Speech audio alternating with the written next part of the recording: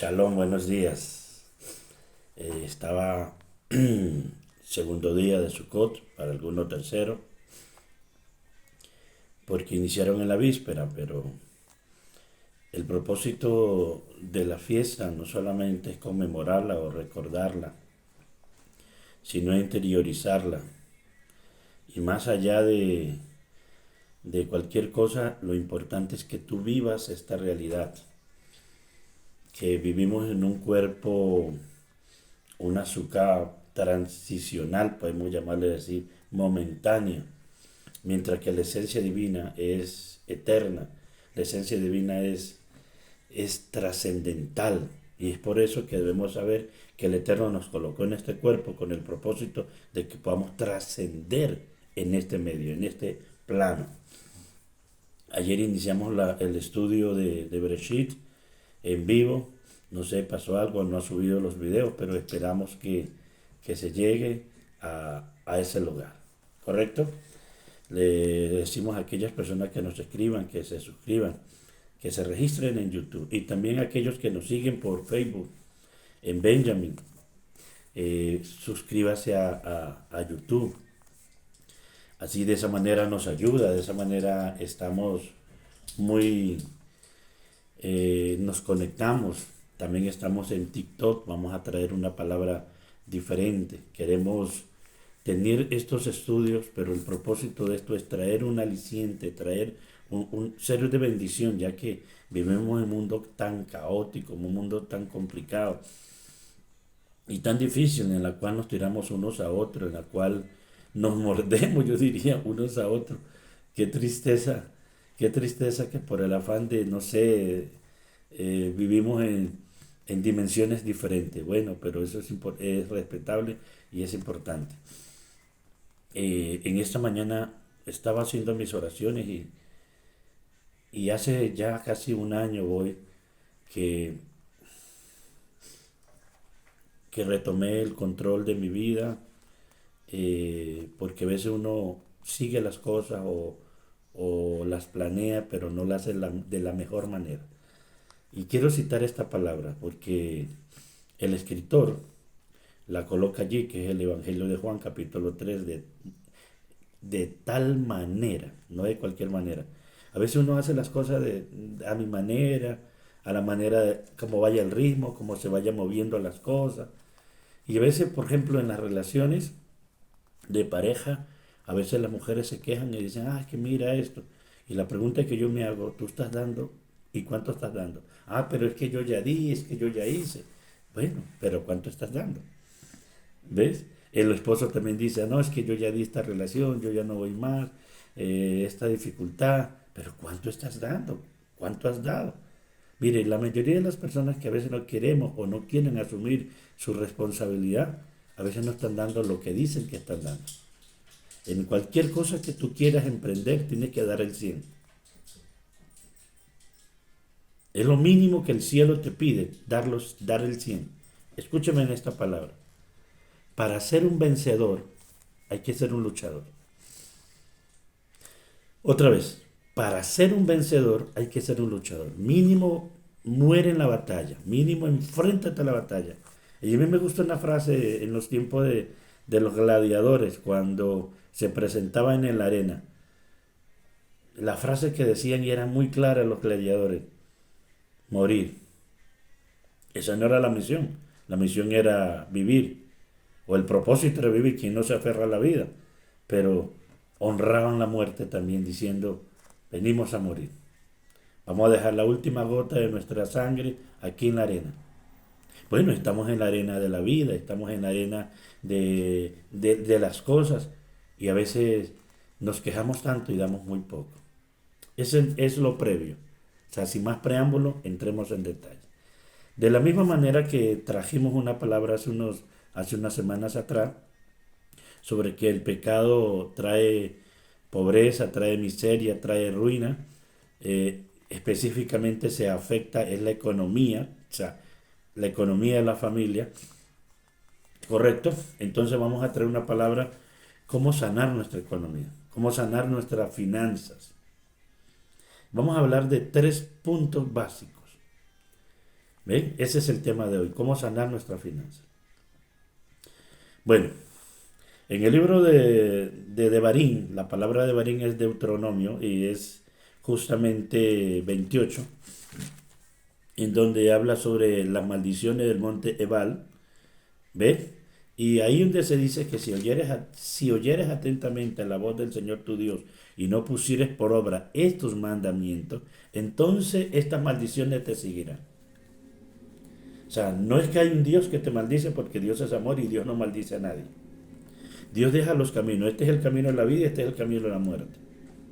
Si te vas por este camino, vas a encontrar la vida. Pero si te vas por este camino, vas a encontrar la muerte. Ahí es la realidad, y eso solamente lo tenemos los hombres. No lo tienen ni los ángeles, no lo tienen ni los elementos, no lo tienen los animales, ni el mundo mineral, ni el mundo vegetal, ni el mundo, diríamos, ¿ves? Mineral, vegetal y animal. No lo tienen. ¿Quiénes tenemos eso? Los que hacemos parte de ese mundo animal, pero con una característica diferente, que somos los seres humanos. ¿Ves? Tenemos la diferencia. ¿Qué tenemos? Tenemos la capacidad de decidir, se llama libre albedrío. Que también vamos a hablar de eso. En ese orden de idea, el hombre decide.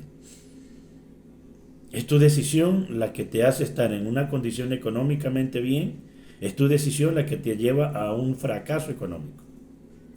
Y está ligado a la obediencia, que vamos a mirar. Dice, si oyeres atentamente la voz del Señor tu Dios y pusieres por obra, no que lo sepas, no que digas que ya lo sabes como el joven rico. Sí, desde la niñez he guardado tus mandamientos. ¿A dónde los había guardado? ¿A dónde los había guardado? Que estaban tan guardados que no los vivía. ¿Qué puedo hacer para heredar la vida eterna? ¿Qué puedo hacer para entrar a la vida eterna? ¿Ven? Desde la niñez. Una cosa es que hayas escuchado, otra cosa que hayas asistido, otra cosa que hayas leído y otra cosa es que vivas eso. Entonces, primer punto. Uno cree que existe una fórmula mágica para entrar en la prosperidad económica, en la libertad financiera. Tal cosa no existe, es una secuencia. Asimismo, como eso, si el hombre en la cabeza del hogar, el hombre que representa, entendiendo que ha sido la causa de deprimente economía o del fracaso económico por él, para él y su familia, entonces esa persona dice, no, por aquí no es, esto está mal, y entonces hace Teshuvah. Teshuvah quiere decir arrepentimiento. Son dos palabras, reconocer y corregir. Corrige, y al corregir no es fácil, porque embarrarla es fácil, pero corregirla no es fácil, porque es trabajar contra el ego, es trabajar con tus apetitos, con tus deseos. ¿Ves? No es fácil. Mientras que el uno es ceder a los deseos, acá es corregir a los deseos. ¿Ves? Así que pecar y irse tras los deseos es lo más simple. Simplemente es dejarse caer. Pero levantarse de allí, corregir eso, es más complicado. Pero si el hombre corrige, el padre de familia, el presidente, el líder de una nación, el empresario, el líder de un barrio, reconoce que está mal, que está obrando mal, que está haciendo muchas cosas negativas y lo reconoce y lo corrige, que es un proceso, pero solo con el inicio de corregir ya comienza a cambiar la vida. Los que no te tenían en cuenta, los que creían que tú no ibas a cambiar, los que creían que tú eras un fracasado, los que creían que no era posible, que tu ego era tan grande que no era posible reconocer que estaba llevando a la familia al deterioro, a la ignominia, a la esclavitud, al escarnio público. Pero en esa reconoces. En esa dices, wow, o sea, Dios es Dios y yo necesito cambiar esto. ¿Ves? Lo primero que va a suceder es que vas a tener un choque con los tuyos. Primeramente con los tuyos. Y los primeros incrédulos son ellos. Porque si tú le diste malos ejemplos y ellos vivieron contigo, vieron sus lágrimas de su mamá, las lágrimas de ellos. ¿Ves? Entonces no van a ser tan fácil. Para unos hijos va a ser más fácil, para otros no. Entonces la reconstrucción o la reedificación o la teshuvah genuina va a hacer eso. Y lo primero que va a hacer es cambiar y comienza a abrirse oportunidades. Las puertas se abren. Las puertas se abren. Eso es verdad y eso es real. Por eso lo que uno hace es lo que consigue, en lo bueno o en lo malo. En lo malo, porque te tiras la familia, te tiras las relaciones, te tiras la economía, nadie va a creer en ti. Pero cuando tú comienzas a reconstruir, a reconocer tu falta, a corregir tu pecado, comienza a abrirse las puertas. Y es en general. Le comienza a ir bien a la familia, a los hijos mejores empleos, mejores salarios. El emprendimiento comienza a tener sentido. Lo que antes no tenía, ahora tiene. Los hijos son mejores, son mejor, su comportamiento es mejor en el colegio, en la universidad, porque ya tienen a esa persona que de alguna manera les da esa esperanza, les da esa fortaleza. Y comienza a tener sentido las cosas. Corregir el pecado, dejar de pecar, dejar de hacer lo malo, hace que el primer núcleo comience a fortalecerse, que es el de la familia. Mishpacha. ¿Ves? ¿Cómo así que, claro, si el pecado te destruye, el arrepentimiento te construye? Si el pecado te daña, el arrepentimiento te sana. Si el pecado te hace pasar vergüenza, el arrepentimiento te honra. Te honra. Porque la gente comienza a ver y dice, pero si esa persona estaba caída y se está levantando. Esa persona estaba mal y está buscando el camino. Ya se ve que tiene gana. Pero yo te quiero decir esto, tú no lo puedes hacer ni por tus hijos, ni por tu esposa, ni por nadie. Tienes que hacerlo por ti. Que ellos son beneficiados, como ellos son dañados, es verdad, pero el arrepentimiento tú no lo puedes hacer. Entonces voy a cambiar esto porque algún día dejas de hacerlo. Pero si lo haces por ti, si entiendes que no naciste para traer daño, si naciste para hacer el bien, entonces comienza la reconstrucción. Y eso se llama sanidad en lo emocional, en lo espiritual. Por eso Juan dice, amado, yo deseo que seas prosperado. Mire cómo dice, así como prospera tu alma. Quiere decir que ese es el problema, la gente se enfoca mal, porque la finanza está relacionada con tu espiritualidad, con tu vida espiritual, y tu vida espiritual está relacionado con la vida social, mínimo en el núcleo. Y ahí para allá va creciendo. El núcleo, la familia. Segundo punto. ¿Ven? Esto, o sea, uno cree que, no, pues lo mágico. Las escrituras dicen en el libro de Deuteronomio que el Eterno te da el poder para hacer las riquezas. No es que te va a caer dólares, te va a caer pesos o euro. No sabemos la moneda del grupo BRIT que va a sacar, pero ya hay otro grupo de naciones que están ahí. ¿Ven? Que le va a hacer contrapeso a las Naciones Unidas. Bueno, el asunto es que la gente cree, sobre todo la religiosa, que cuando dice Dios te va a bendecir, entonces quédate en tu casa, no pasa nada, no hagas nada y que te va a llegar. Ahí no te va a llegar nada. Porque el proverbio dice, oh perezoso, mira a las hormigas que no tienen capitán y mira cómo construyen. O sea, con pereza no vas a ser bendecido. Entonces, otra cosa que tienes que hacer es cambiar tu actitud en frente a la pereza, si ese es el caso. Tienes que cambiar tu actitud en cuanto a esos malos hábitos que has tomado o que lo que sea que te haya desviado a hacer lo malo, te haya llevado te haya arrinconado. Al perezoso se le cae todo. Entonces ya entendemos que muchas personas no es un problema de maldición, sino que es un problema de pereza. Entonces hay que enfrentar aquello. ¿Ven? Continúo. El punto es que el Eterno no te da sabiduría. Y es esto.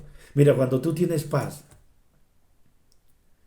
cuando ya no tienes cantaleta, o ya no, la cantaleta no es la de tu esposa, ni de tus hijos, ni de las personas que te aman. La cantaleta es la que está dentro de tu cabeza, porque tú sabes hacer lo bueno y no lo haces. O sea, esa es la frustración más grande. Esa es la lucha, y yo entiendo eso. Porque también he vivido, también he pasado por eso. La lucha interna es que uno sabe que puede hacer más, pero no lo hace. Uno sabe que nació para hacer cosas grandes, pero no lo mueve. Y te voy a decir por qué. Porque dentro de esa comunión que tenemos aquí, nosotros somos seres bioenergético, anótala por favor. Bio por degradable, que es la parte material, que polvo vuelve a la tierra. Allí hay una reingeniería. ¿Ves? Biodegradable, ahí. Pero bioenergético es porque somos energía. Y la energía también se renueva. Y la energía espiritual es renovable cada día. ¿Mm? Por eso a la gente no le salen las cosas bien porque no renueva su energía. Porque no renueva sus pensamientos. Una persona con una bulla aquí adentro, o sea, con tus hábitos, con tus deseos, y ese es el problema, porque normalmente uno se va a esas cosas porque encuentra un deleite. La Biblia dice, las escrituras dicen en el libro de Proverbios, el deleite del pecado. Alguien me decía, ay, el pecado es sucio, es cochino, guácala. Usted no sabe lo que está diciendo. Si el pecado fuera sucio, cochino, como usted lo dice, nadie pecaría. La gente peca porque es deleitoso, es deleite. La gente se deleita haciendo lo que hace, tomando, fumando, fornicando, adulterando, mintiendo, siendo esa persona arrogante, altiva, soberbia, humillando a los demás. Allí hay un deleite, encuentra un deleite en eso, pero ese deleite es en contra de la voluntad del Señor. Y eso está aquí, quiere decir, escúchame por favor, quiere decir que si hay un deleite para lo malo, también hay un deleite para lo bueno. Pero el punto es que si tú hayas encontrado, hay un deleite en el espíritu, y la única manera de cambiar el deleite de la carne por el deleite del espíritu es que uno es más fuerte que otro. Pero si el deleite de la carne a ti te parece que es lo correcto, créeme que no vas a salir de ahí. Pero si el deleite del Espíritu, si en algún momento pudiste tener esa paz subliminal, pudiste tener esa paz sobrenatural, si en algún momento pudiste experimentar esta realidad, créame que para allá va a ir. Pero si no lo sabes, existe algo mucho más trascendental que encontrar un deleite en la carne.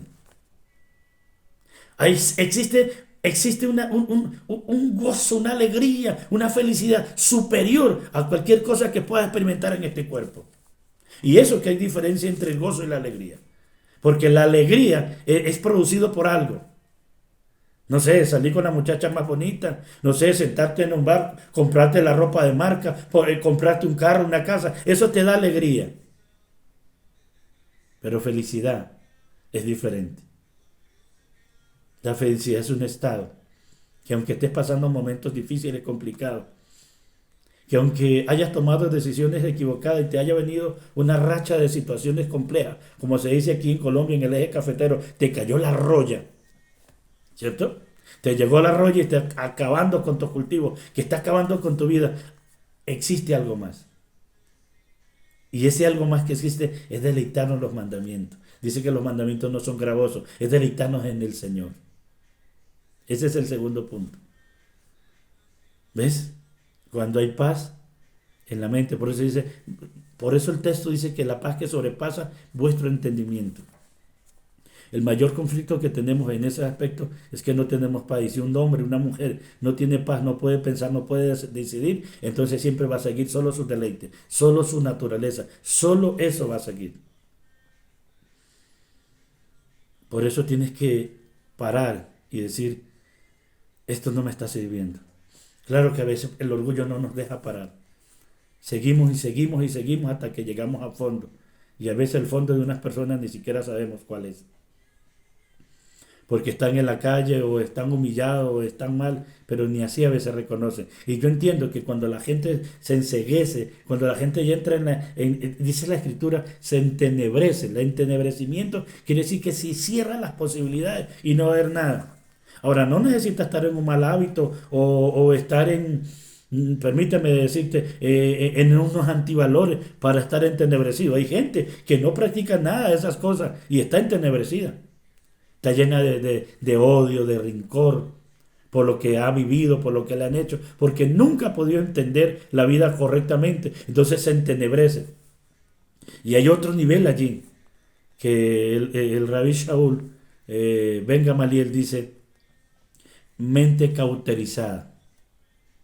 Cuando se cauteriza algo, ya ahí se cierran las posibilidades. Hay una manera, sí, claro, siempre hay. Dios es bueno. ¿Ves? Cuando tú tienes paz, decides correctamente. porque eso es lo que Dios quiere. Dios no va a decidir por ti. Para sanar tu finanza, para sanar tu familia, para sanarte, Dios va a pasar, va a iniciar con el hombre primero, con el individuo. Si eres cabeza de hogar. Si el pecado destruye tu finanza, el arrepentimiento sana tu finanza. Y la santificación y la renovación te lleva, ¿a dónde? ¿Sabes qué te lleva? A la libertad financiera. A veces, ¿por qué hablo de la finanza? Pero hay unos mandamientos. ¿Mm? Y los mandamientos son, recuerda, no es lo que tú piensas, sino como el Eterno dice que es, como está escrito. Por ejemplo, la fiesta de Sukkot estamos, guardarla, vivirla, es correcto y te trae bendición. Inclusive dice, nadie se acercará a mí con la mano vacía. ¿Ven? Amado, yo deseo que seas prosperado en todas las cosas, así como prospera tu alma. Quiere decir que la prosperidad material o económica es consecuencia de tu arrepentimiento, de la reconstrucción de tu vida, del núcleo familiar, de buscar una vida de comunión. Ahí está la base. ¿Ven? Ahí está el fundamento. Para cerrar prácticamente esta charla, dije 3 puntos. ¿Ven? Entonces, esto es muy, muy importante que tú tengas claro. Y es el esto, renovar tus pensamientos. O sea que el primer choque que vas a tener es contigo mismo. Porque tú viste cómo caíste. Y ahora a ti te toca levantarte. A mí me parece que Noé es un personaje muy interesante aquí. Porque Noah vio el mundo como estaba antes del diluvio. Pero Hashem había separado a Noah para ese, porque eso significa su nombre. Hacer descansar o traer descanso. O sea, ver destruir cómo se destruyó lo que él estaba en su, como quiera que sea su vida, su hábitat, y ahora le toca reconstruir. A veces reconstruir es más difícil que destruir. ¿Ven? Porque va a estar nuestro negativismo, va a estar todas esas cosas, y encima nube de testigos que están como esperando que tú le embarres. A veces la esposa, a veces los hijos. Y no porque sean malos, sino porque has prometido tanto y nunca has hecho nada. ¿Ves? Por eso. Entonces ahora están esperando de ver para creer. Pero eso no te debe limitar, eso no te debe frenar, eso te debe motivar. Pero no para demostrarle a ellos. Porque no tienes nada que demostrar, no tienes a nadie que demostrarle, sino solamente tú creer en ti. Este es el tercer punto. Si usted quiere realmente levantar su finanza, levantar su familia, levantarse donde está, tiene que comenzar a tener amor propio. No autojustificarse. ¿Ves? Amor propio. Y en ese amor propio hay que comenzar con esto. Se llama bitajón, confianza. Tienes que comenzar a confiar en ti, en tus capacidades, en ti. Porque si espera que la gente confíe, no van a confiar. Porque hay desconfianza y están esperando que le embarren. Pero tú tienes que aprender a confiar en ti porque ya Dios confía en ti. Tú tienes que comenzar a creer que tú puedes, que tú eres la herramienta, que tú eres importante. Y tienes que comenzar a hacerlo. Cuando yo te estoy citando, la Biblia dice, la Escritura dice, que Hashem te da el poder para hacer la riqueza. Quiere decir que ahí en esa paz, en esa búsqueda, buscar de Dios, orar, buscar de Dios, estudiar, Dios te va a dar una oportunidad, Dios te va a dar muchas oportunidades. Dice que cuando se abre una puerta, se abren muchas, y entonces tú vas a entrar y vas a entender en qué eres bueno. No busques afuera, busca adentro en qué eres bueno. Zapatero tu zapato. Bueno, hablo por mí. Toda la vida he estudiado esto, toda la vida he buscado a Dios. Pero si sabes algo que te quiero confesar, honestamente, yo amo profundamente a Dios. Y tal vez no es lo que tú consideras o lo que hemos considerado. Porque yo veo al Ein Sof, o sea, al infinito. Para mí no tiene un cuerpo, no tiene un color. Para mí no se refleja en las cosas. Está y no está. Yo no creo en un politeísmo. Me parece absurdo. pero menos en el concepto que todo es Dios. No, no todo es Dios. Que Dios lo sustente es diferente. Es un panteonismo. No, yo no creo en eso. Entonces que el mar es Dios, el cielo es Dios, el sol es Dios. No, no, no. Son creaciones de Dios. Y se sustentan por Dios. Pero Dios es más que eso. ¿Ves? Dios es más que eso. Y a mí me parece que el problema aquí para la reconstrucción y la sanidad de tu finanza, escúchame por favor esto, que quiero decírtelo con toda claridad, es que tú aprendas a creer en ti. Nadie más va a creer en ti sino tú. Ya Dios cree en ti. Cuando tú crees en ti y tú comienzas a caminar, a obedecer, la gente va a creer en ti por tus caminos, por lo que tú hagas.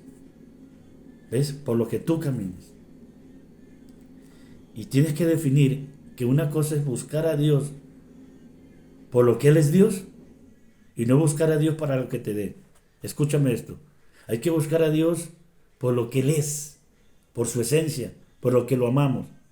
No para que nos bendiga, aunque te bendice. No para que te llene, aunque te llena. No esperando de la mano de Dios, sino trayéndole deleite a Dios. Otra vez. No esperando, mirándole la mano, que te puede dar, que te puede solventar. No, llevándole el deleite a Dios, siendo obediente, caminando su palabra, renovando tu espíritu. 3 cosas más rápido. Hay que cumplir los mandamientos. Hay que ser generoso. Si tú quieres finanzas, sé generoso. Si Dios te ha bendecido y te ha prosperado, mínimo tienes que compartir con aquel que te enseña. Segundo, es importante, porque si Él ha invertido su tiempo en estudiar, en conocer y traerte una palabra y darte ejemplo, y si no te lo ha dado, cambia y te da ejemplo, es tu deber de aportarle. No es la cantidad, es la generosidad. 2, a los tuyos. No seas tacaño con los tuyos. Tu papá, así tenga, tu mamá, así tenga, es el detalle importante. Y sé generoso con tus hijos, con tu esposa, con tu familia. 2, ¿ves? 3, cumple los mandamientos. Y aquí concluyo con esto. ¿Sí sabes que la finanza está relacionada con la palabra? En las escrituras hay un hombre llamado Shmuel. Shmuel ben Elcana. O sea, Samuel el profeta. Y las escrituras dice que el profeta Samuel, que de alguna manera de esa línea los jueces, fue el último prácticamente. O sea, él fue el último shoftim, el último juez, y ahí inicia prácticamente, no el último profeta, pero como juez. Él era juez y profeta. Y además sacerdote. Había un triple ministerio en él. Dios como lo honró a Shmuel ben Elcana. Y dice que Samuel nunca, su palabra cayó en tierra. Tremendo. ¿Qué es eso? Que Samuel no hablaba por hablar. Samuel no trataba de impresionar a nadie. Que Samuel no llegó el profeta a ver qué me va a decir, dígame algo. No, no. Que Samuel prácticamente esperaba la conexión divina y cuando la conexión divina venía, solo decía lo necesario que Dios decía que tenía que decirlo. Por eso dice que su palabra no cayó en tierra. Lo que quiere decir que no cayó en tierra es que su palabra siempre se cumplió. Este es el último punto en esta charla. Si no puedes cumplir, no te comprometas. Pero hay que comprometerse para obligarnos. Hay gente cobarde que dice, ay, mejor no me comprometo. Claro, esa falta de compromiso contigo y con los demás y con el mundo y con la Torá es que estás como estás. Hay que aprender a comprometerse. Cuando la Escritura dice, pero es para obligarme a mí mismo porque vengo postergando, porque vengo haciendo cosas negativas. Entonces mi deber es comprometerme para poder cumplir a mí mismo. Pero es mejor no prometer que cumplir. Quiere decir que eso es un plus es un plus. O sea, va más allá. Pero si mi problema es que postergo, si mi problema es que no cumplo y que fallo mi palabra y me importa un pepino, porque eso es lo que pasa con mucha gente. Dice que va y nunca va, dice que sí y nunca da. Y saca todas las excusas. Eso es lo que te tiene mal. Y te tiene mal en este mundo. Y te tiene mal con tu economía. Porque la economía está ligada con tu palabra. Porque la palabra es una semilla. La palabra es una semilla. Así como tenemos miembros, esta palabra da vida. Pero también da muerte. Y me atrevo a decir que nuestro grande problema, y lo hablo por mí, que comencé hace un año a corregir,